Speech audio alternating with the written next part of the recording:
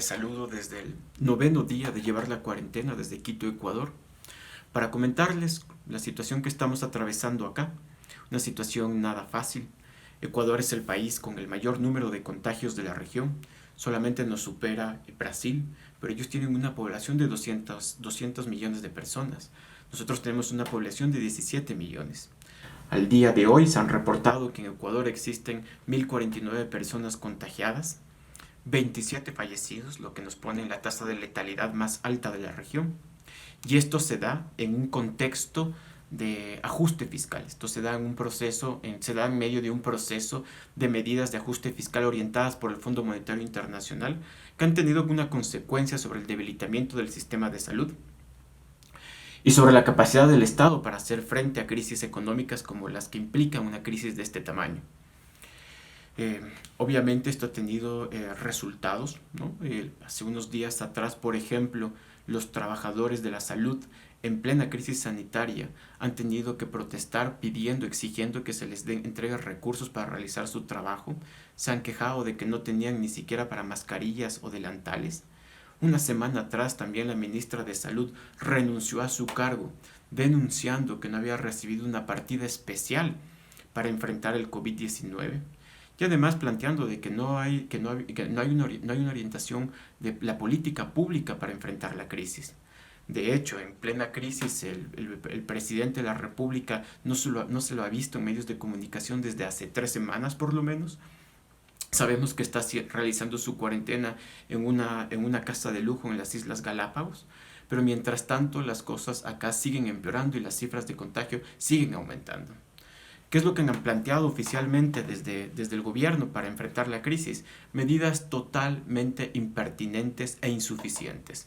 En primer lugar, ¿qué plantearon? Subir impuestos, aumentar recortes, más recortes estatales y exhortar a la banca privada que permite una cierta flexibilidad para que sus clientes puedan demorar sus pagos o renegociar sus créditos. Medidas impertinentes, como digo.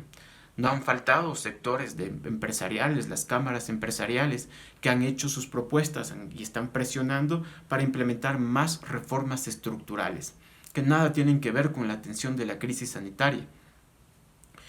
En su lugar, ¿qué se debería de hacer? Ecuador, igual que el resto del continente, tiene una fuerza de trabajo bastante informalizada.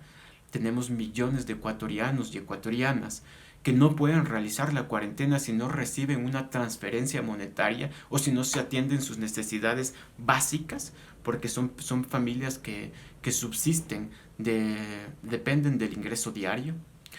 Es necesario fortalecer el sistema de salud, hay que ampliar el sistema de salud y hay que además prever recursos para rescatar la economía, para no permitir una crisis económica que podría ser igual o más letal que la propia pandemia. Y esto no se hace con pocos recursos. Esto requiere enormes cantidades de recursos. La política fiscal en este momento es insuficiente, no hace mayor cosa, no tiene mayor impacto. Veamos qué es lo que está pasando en el mundo. En Estados Unidos, la Reserva Federal de los Estados Unidos acaba de anunciar que está, mejor dicho, ya ha inyectado miles de millones de dólares a la economía. Mientras tanto, el Banco Central de la Unión Europea ha inyectado 750.000 millones de euros. Imagínense ustedes esas cantidades. Son cantidades nunca antes vistas. Son montos inéditos. Son formas de rescate inéditas. Y en América Latina y en Ecuador, que deberíamos llevar el mismo camino, deberíamos evaluar la misma posibilidad de realizar las cosas. No vamos a poder sostener, garantizar las políticas necesarias con pequeñas medidas de ajuste. Yo diría que Ecuador, en este momento, para Ecuador se le hace imprescindible plantear la posibilidad primero de suspender el pago de la deuda externa. ¿Sí? Tenemos nosotros el día de hoy se está decidiendo pagar la deuda externa, 350 millones de dólares a bonos soberanos. Mientras tanto, al mismo tiempo, también se anuncia de que no existen los recursos para atender el sistema de salud. Es una cuestión de ética, es una cuestión de pensar qué es lo más razonable. Es necesario priorizar la vida antes que el pago de la deuda externa. Creo que eso es evidente. Y una segunda medida que habría que evaluar es la posibilidad de que los bancos centrales rescaten a nuestras economías igual que se están haciendo en Europa o en Estados Unidos. Es necesario tomar conciencia de que el COVID es peligroso, pero es muchísimo más peligroso el COVID si lo combinamos con medidas económicas que no son adecuadas o con medidas de ajuste fiscal.